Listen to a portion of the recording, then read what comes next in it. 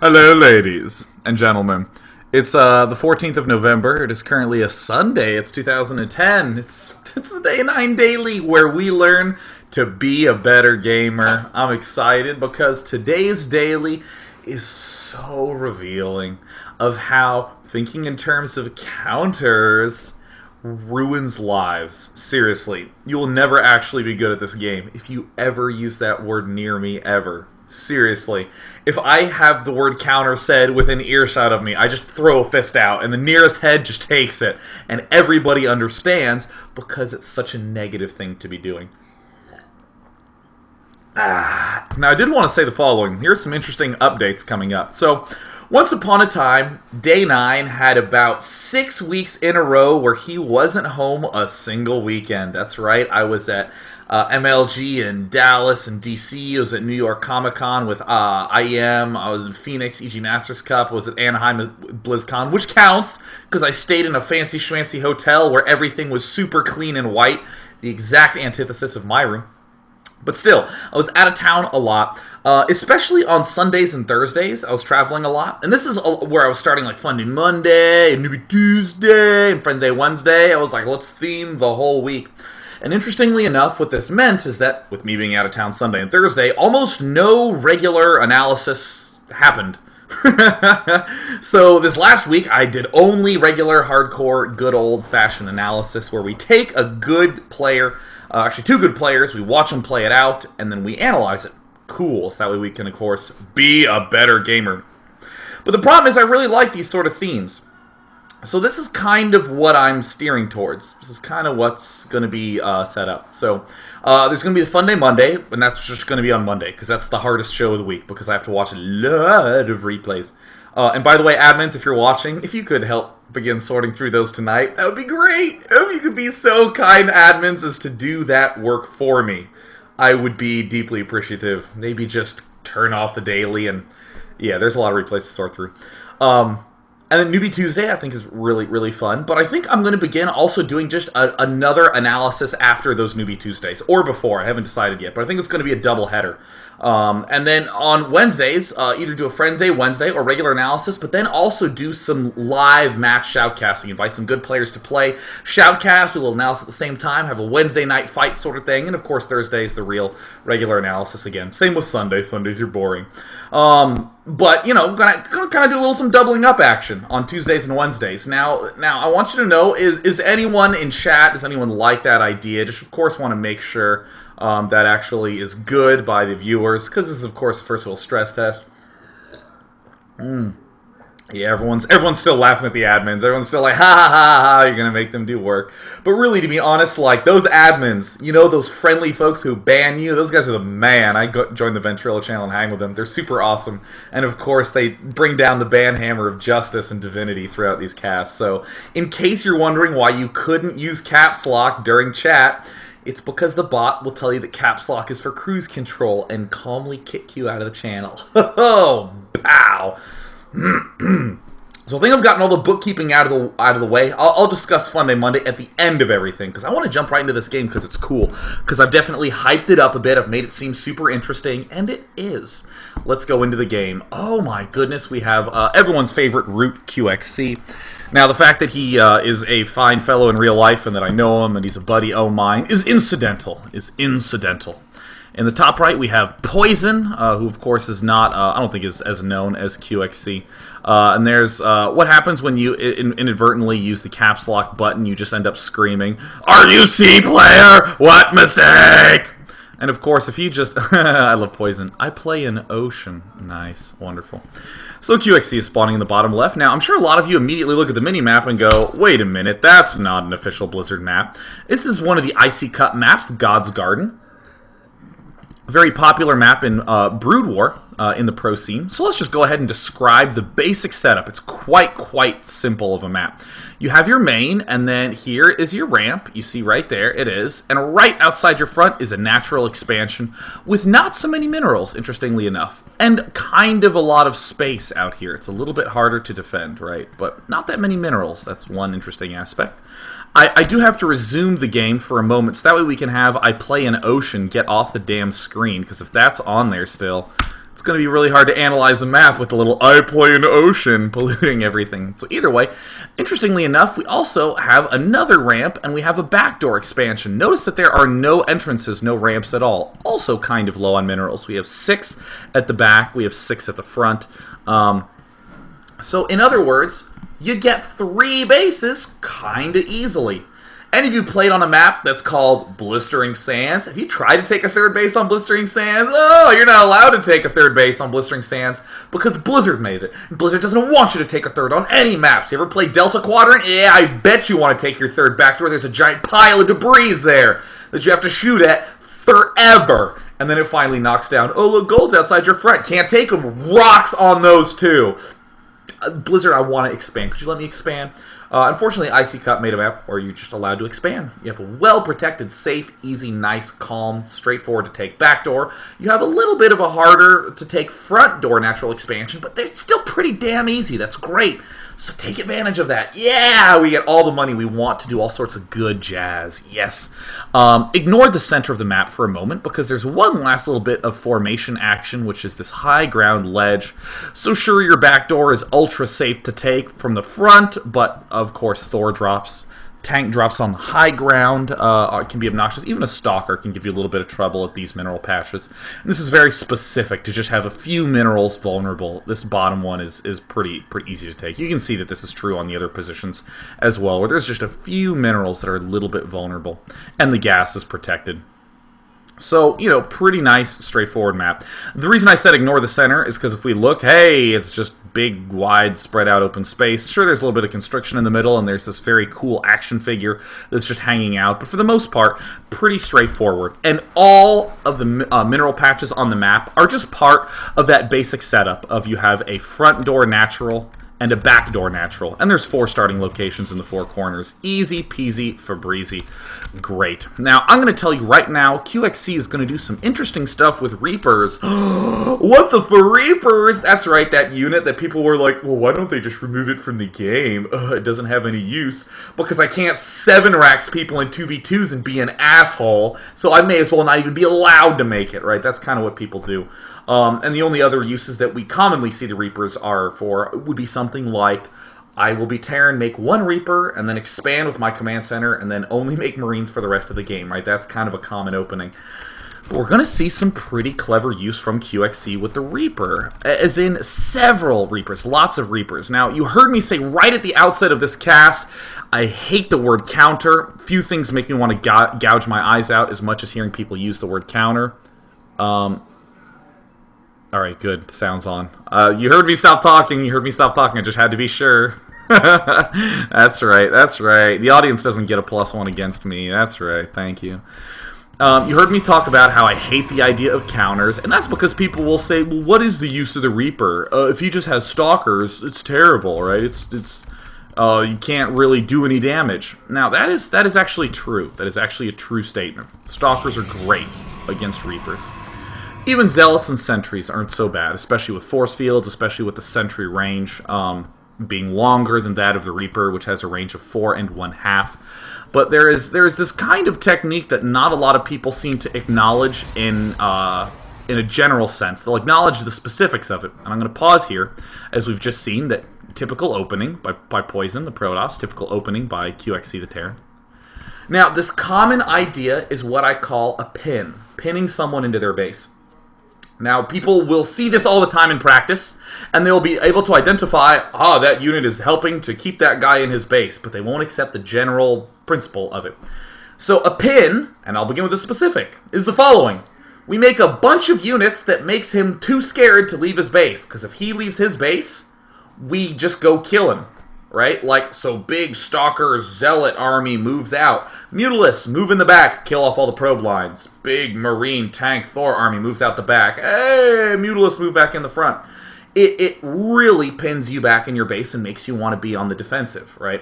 This is completely different from something like a Nidus Worm. A Nidus Worm is one of those things where you're like, wow, I really kind of need to be watchful for that. I need to be staring at my mini-map. As I expand out more with Terran, say, I'm aware that this is an increasing threat by Zerg. Not the same thing as a pin. If you, for instance, as Terran, have maybe 3-4 missile turrets set up around your base and like 12 Marines, and Zerg has 12 Mutalisks, you don't want to leave your base. You don't want to leave your base, because if you leave, first of all, he'll kill your 12 Marines that move out the front, but even when you start getting more Marines, you don't really quite want to leave yet, because he'll dart in, kill off your turrets, and kill off all your SCVs. You feel obligated to sort of stay on the defensive foot. This is awesome! And I've had everything in the context of the Mutalisk, because that's where people typically see it happen, and that's what people typically say is a strength of the Mutalisk. But really, with any fast unit, Zerglings are good units for pinning, if you really exploit them. And in a sense, if your opponent doesn't stay all hold back up defensively, you kill him because of the threat of the counterattack. It's kind of the counterattack, but the most important thing about pinning is the speed of the units, and we're going to see that very much so come into play. Perhaps didn't need to pause for so long and go on that long diatribe, but you know what? It's important that you know that more than one unit can do a pin. And of course, we have constellations being made by the probe, just finishing up the Milky Way galaxy. Fantastic. Or not the Milky Way galaxy, I guess the Big Dipper is what I wanted to say. He'd have to have a lot of waypoints to get a whole galaxy. So there's the Mariner popping out. There's the Tech Lab going down. Poison is, doing the usual thing. Zealot being produced. We have a little bit of Chrono Boost saved. Just as a general note, notice that if you're QXC and you click on this Nexus, you can actually see how much energy there is. So that can often be a good indicator that a 4-gate is coming, especially if you don't see any Chrono Boost being spent anywhere. So now we see that another Pylon is getting thrown down a little bit early, but, it actually ends up being fine because our Zealot wasn't even done being produced. I'm actually going to somewhat ignore Poison's play in a lot of circumstances. Somewhat ignore this. Because, this is typical good Protoss jazz. Perhaps don't really want that probe doing that jazz, following him around, but no big deal. QXC's making a Reaper. Getting more barracks, getting more tech labs, getting more Reapers. Now, this is kind of interesting. Alright, now I want you to put your thinking hats on right now.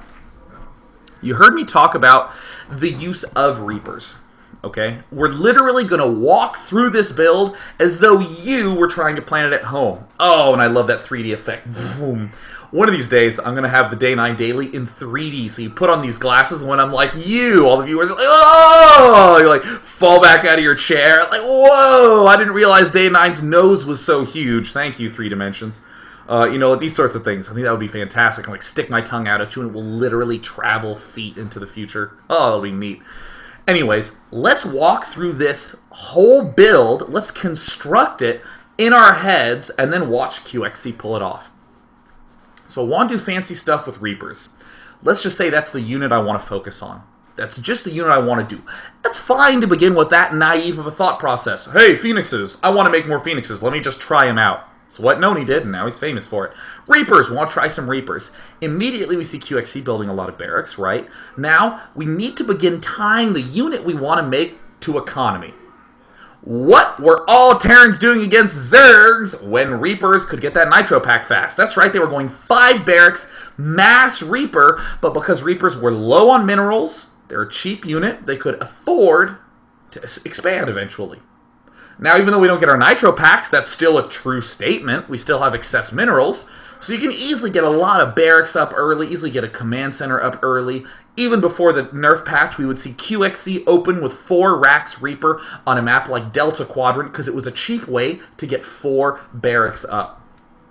Cool. For any of you curious about that build, I believe it was in the TeamLiquid.net Open, not this one, but the one beforehand that Select ended up winning. Very great example of that. So here we see, more Reaper being produced. Our Mariner is going out here, rat-tat-tat-tat-tat, yeah, kill them off, rat-tat-tat. In other cool news, part of the reason it's so cheap on minerals is not just the fact that these bad boys are 50 minerals and 50 gas, but also that they're 1 food, so we don't need to make these supply depots as often. So economically, I'm starting to see, wow, look at that. There's a 4th barracks going down. We have just hit the 5-minute and 30-second mark, and look at how SCV's being made.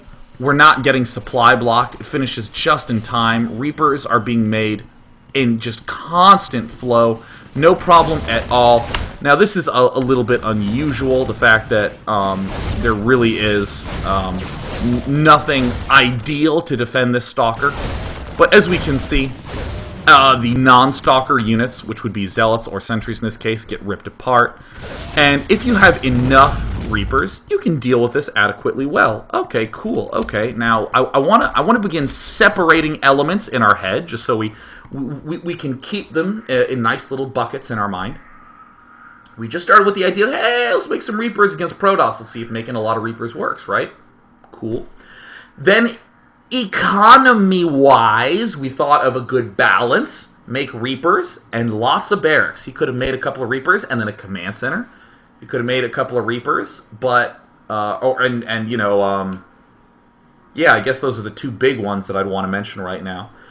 What he could not have done is make a lot of Reapers and then get a factory. Economically, that doesn't line up. Just talking about economy. Now... let's go to the strategy bucket for a moment, and in terms of openings, we seem pretty damn safe to some sort of Zealot Stalker push, just by virtue of how many Reapers we have open. Now, the cross positions are going to come into play a little bit here, and it looks like, a bunker going down by QXC. No, he is not selling out. No, he is not becoming a little sissy girl at the later stages. I think that without any Marauders, it's wise to just churn out some Marines in your bunkers, and there, look at the supply depot. Man, do we ever have to not make those guys very often. And now, I'm going to go back to Camp Poison for a moment, and I just want you to note that this is kind of typical. There's the Nexus going down after 3 warp gates. Great, yeah, it looks like 2 of them are available to produce, and he has enough money to produce out of them. We see some Reapers coming in the back. And this is what will make people roll their eyeballs at Reapers against Protoss, right? So we have 3 Reapers.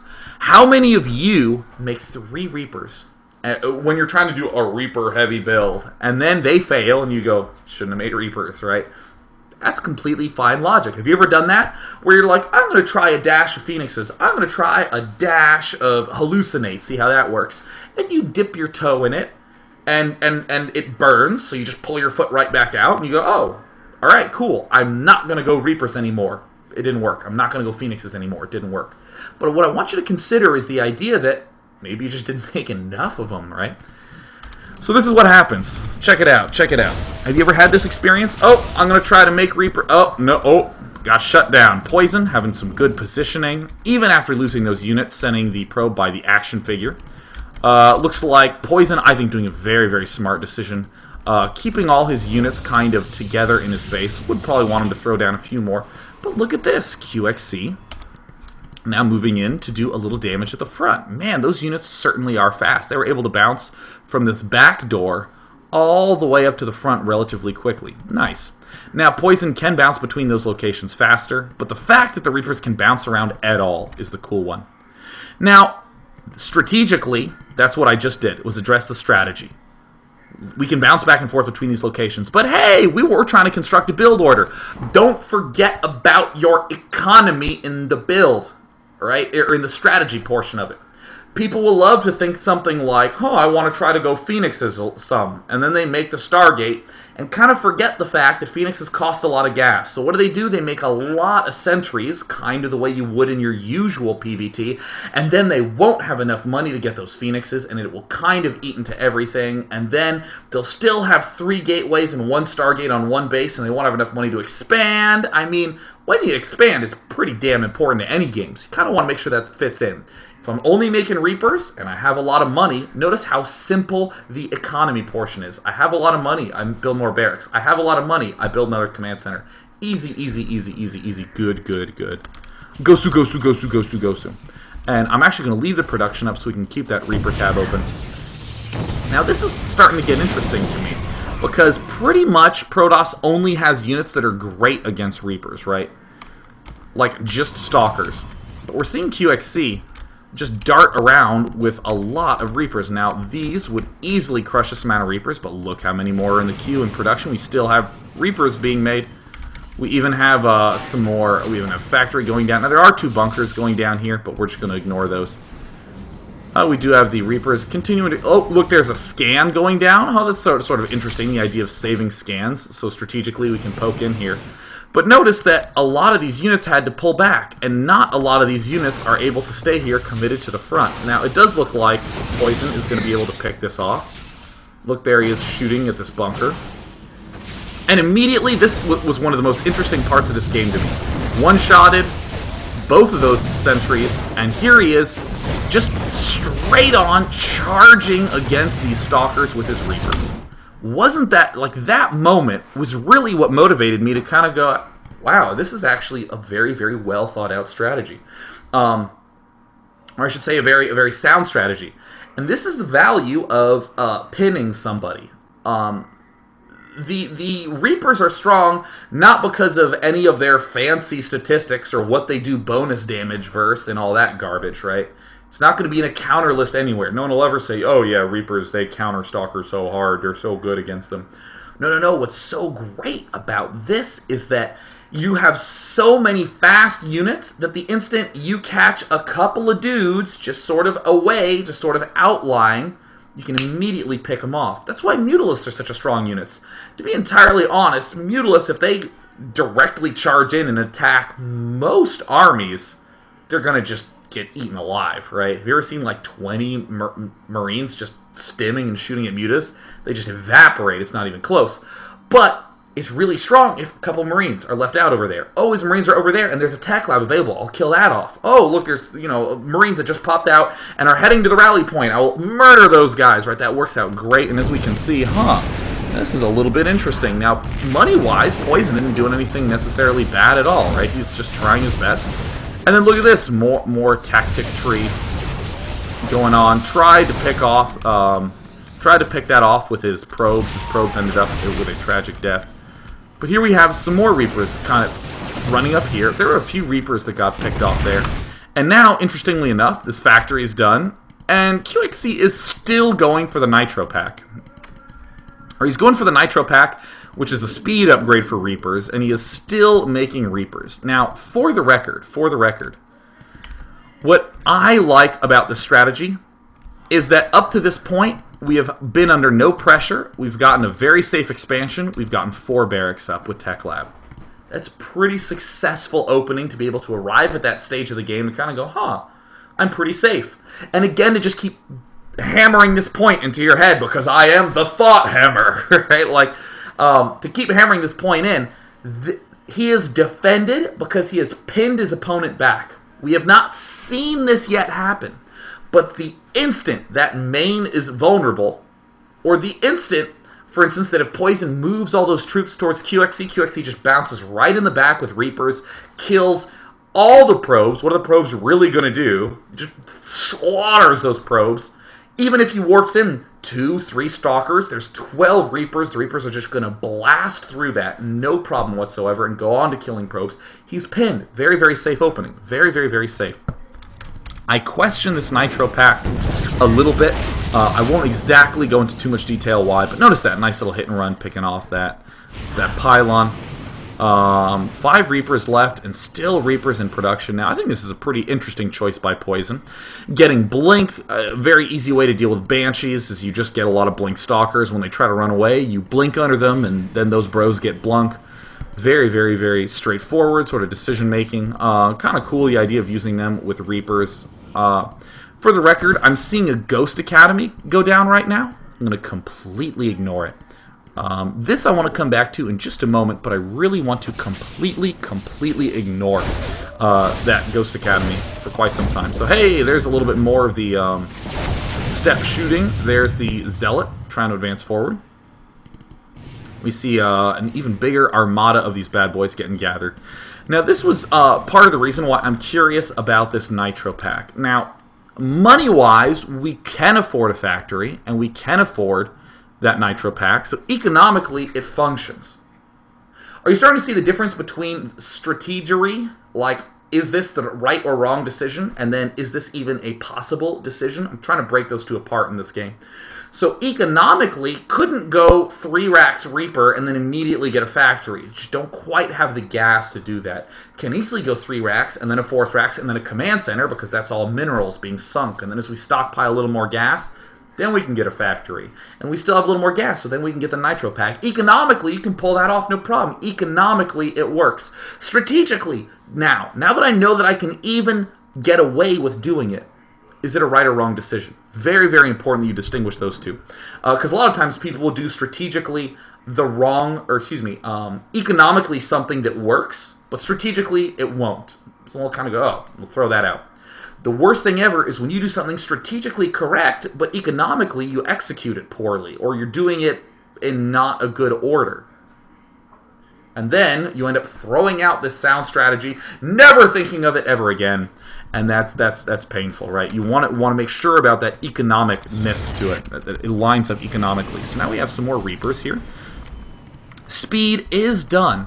The reason I was getting a little bit concerned about this Nitro Pack upgrade is now it's kind of getting to the point where almost no matter how many Reapers we have, this army is a size such that we can pick this off pretty easily. Now, I do think it was a mistake for Poison not to have been well defended here, and he blinks in here. But I mean, if he had like 6 Stalkers here and 6 Stalkers here, there's very little that QXE could do. So strategically, I'm not so convinced.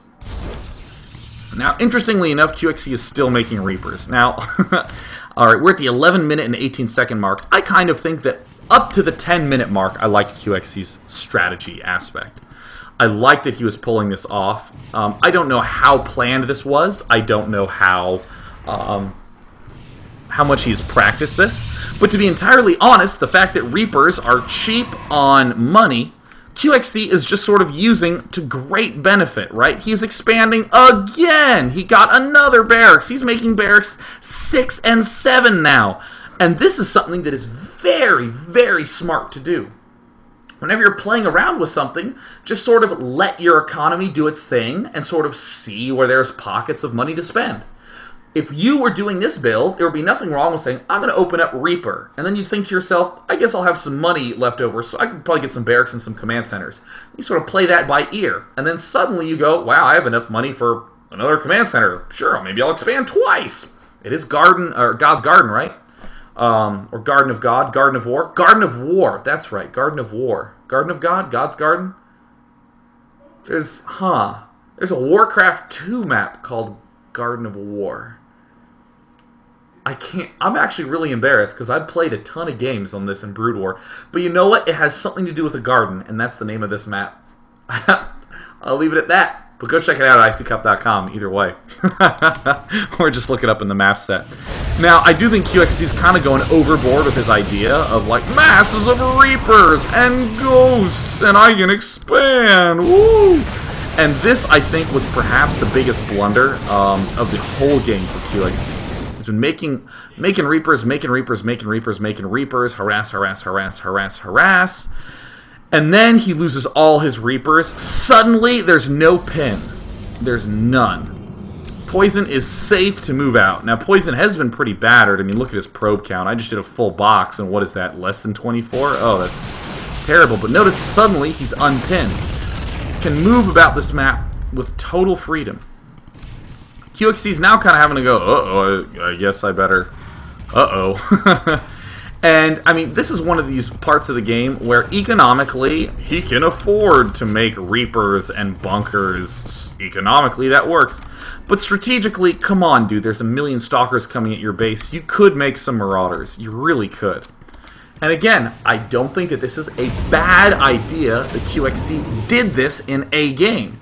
Because it's interesting to see how much he is actually able to get away with. He has really only made Reapers up to this point in the game. We have some Ghosts down, because apparently, hell, why not? But, you know, this is quite interesting to see him really exploring out an idea.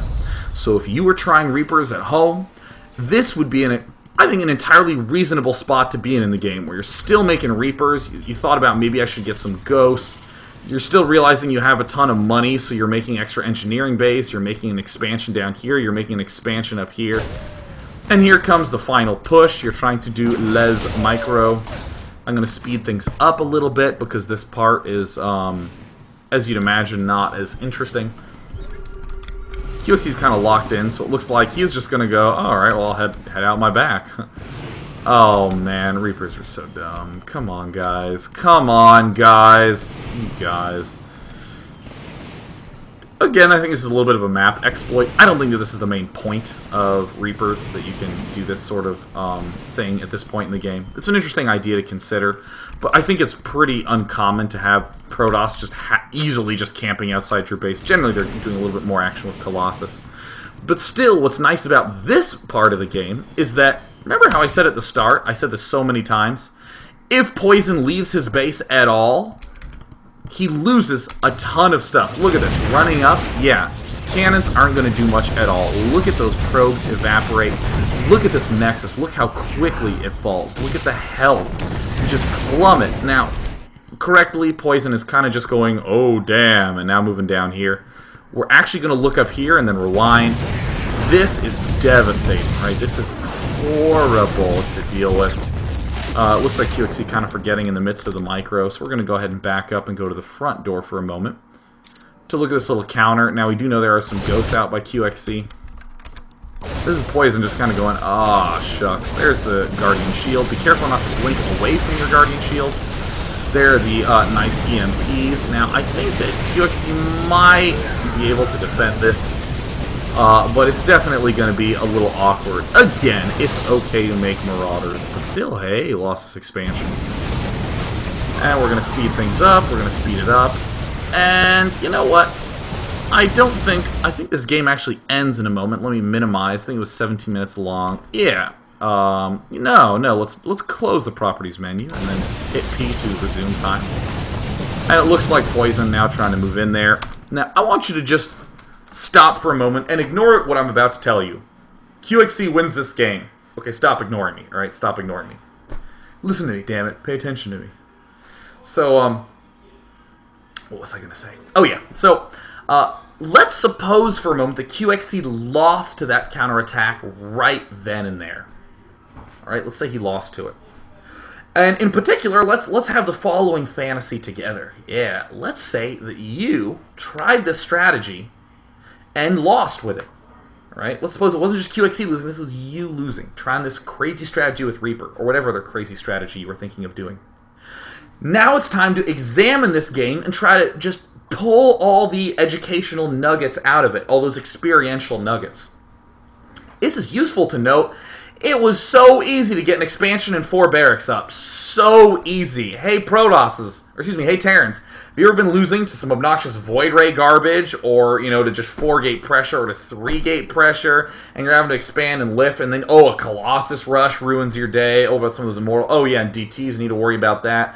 Well, how about if you just get Reapers so early on, you kill half of those, and in the times when he's going like 3 gateway or something like that, and has to expand and play defensively, you got him pinned. Awesome! What a cool pin we've seen go on right here. Now, strategically, is transitioning to speed Reapers good? I'm kind of having my doubts. Maybe if we got the Speed Reaper upgrade, but while we were getting that, we were also getting Stim, Concussive Shell, and a bunch of Marauders. I think I'd like that a little bit more. I can see the value of getting 12 Reapers and then saying, yeah, and if I got Speed, then that's only going to help this group of 12, but I'm not making any more. I like that. I think that's awesome.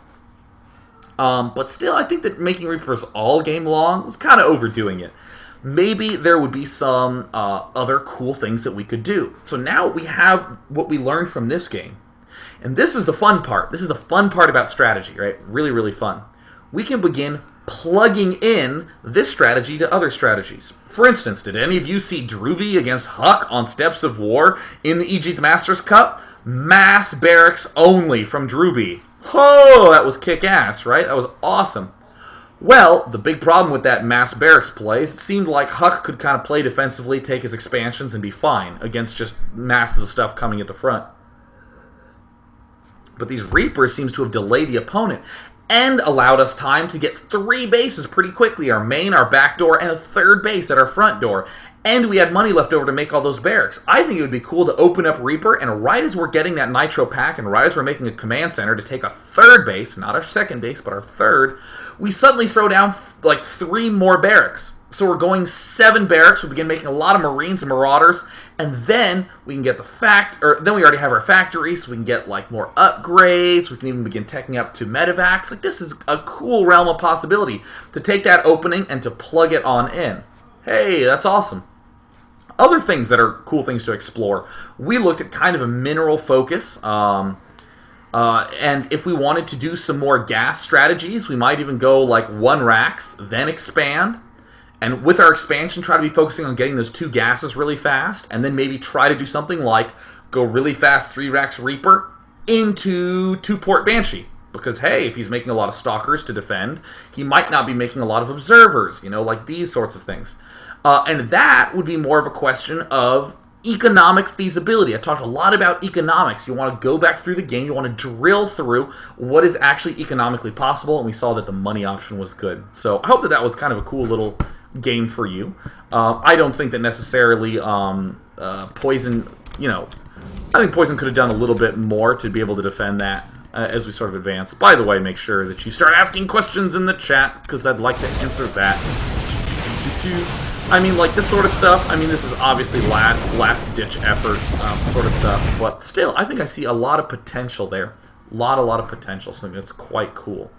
Quite cool.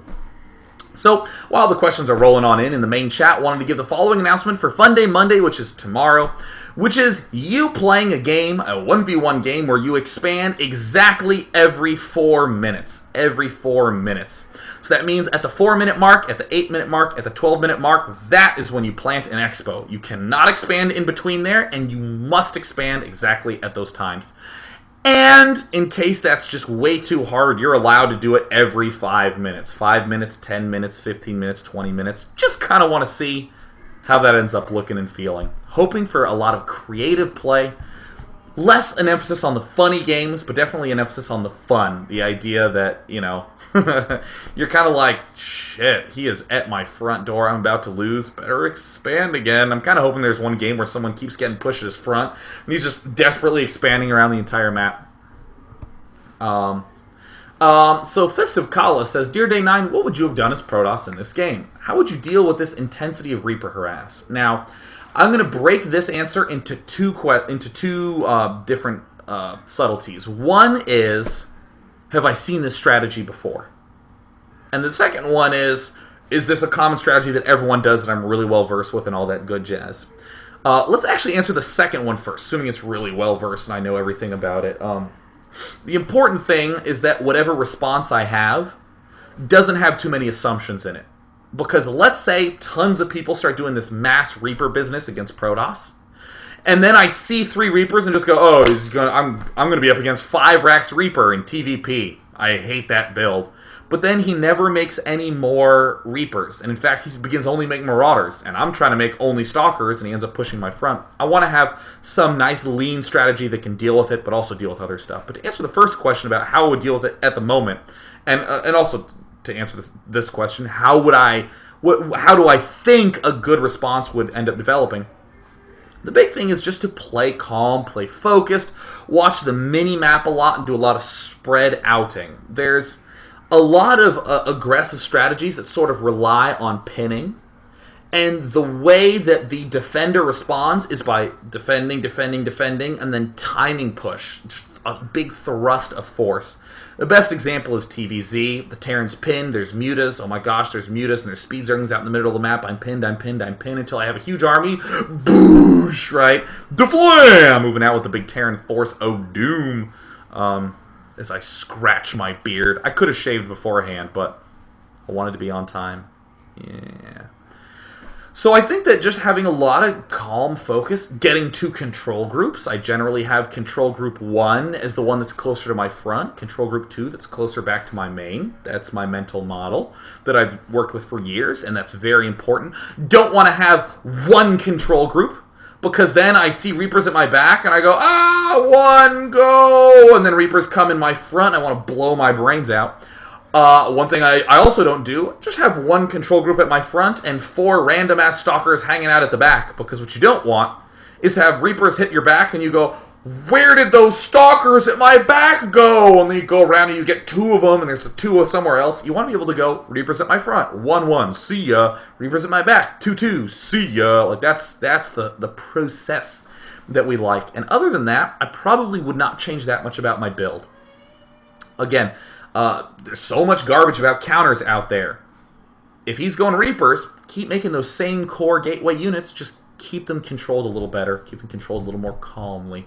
I'm going to take 2 more questions and end this kind of fairly early daily. So let's see here.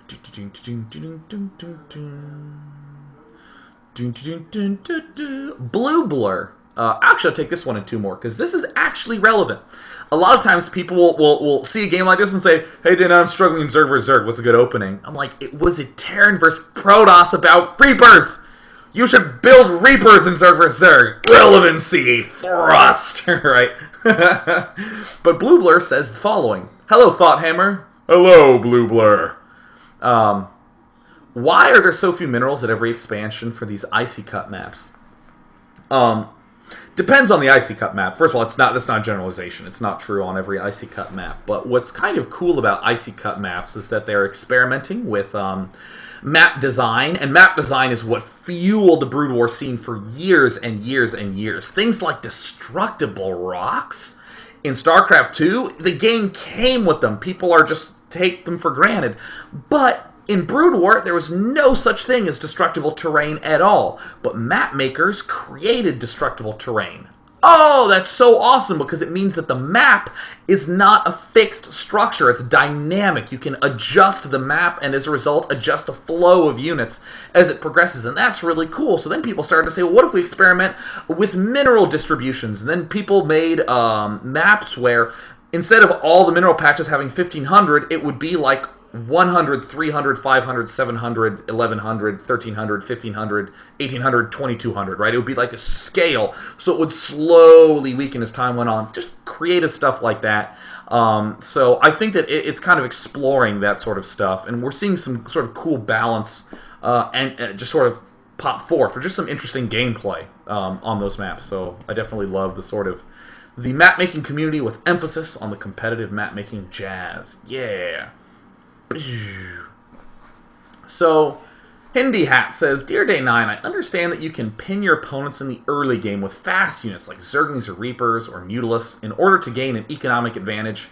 I would just say in order to have them pinned. And then there's a lot of things that you can do. You can tech, you can get an economy, you can get expansions, you can get unit-producing structures. You can just fuck them up with a timing push. Lots of things you can do. But I'll go back to the question. Is it possible for Protoss to use this tactic as well in the early game? Or do Protoss players have to turtle a bit? Now there's kind of an interesting question. I immediately want to say, what are some fast units? Yes, there is some very effective pins. Phoenixes are probably the big effective pin unit that you have to worry about. That unit, for instance, if you have a lot of them, in Protoss vs. Protoss, this happened very frequently, especially in the Noni era of Phoenixes, when he was just experimenting with them, where you'll get 6 Phoenixes, and then he starts to leave his base, and you go into his worker line, and you kill like 20 or 30 probes.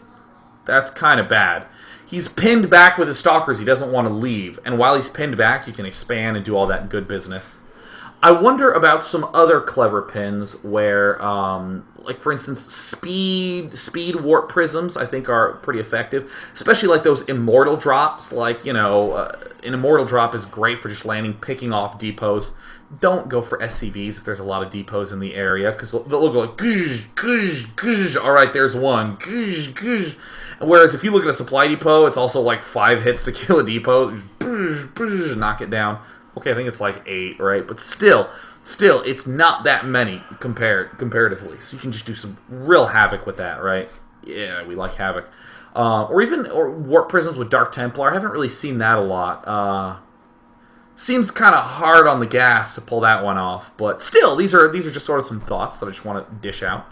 And let us take one more questions. From Argolis, who asked the following quite clever question. Argolis says, Dear Day 9, how do you determine when you have reached a critical mass of units to counter or be cost-effective army versus army? That, ladies and gentlemen, is the hard part of StarCraft. That is something that takes practice, and I'll say the same thing that I say for a lot of these sort of circumstances. A lot of these timing pushes will happen because he doesn't quite have key defense X. For instance, let's say you're making a lot of Stalkers, So to be able to deal with a big attack, he needs a lot of Marauders. You watch 10 replays that you get in Mass Reaper, and you kind of notice, when I'm at 65 food, he is just starting to begin to build Marauders. So let me try to do a push at 60 food. Right? That's the first step, is some intuition about it.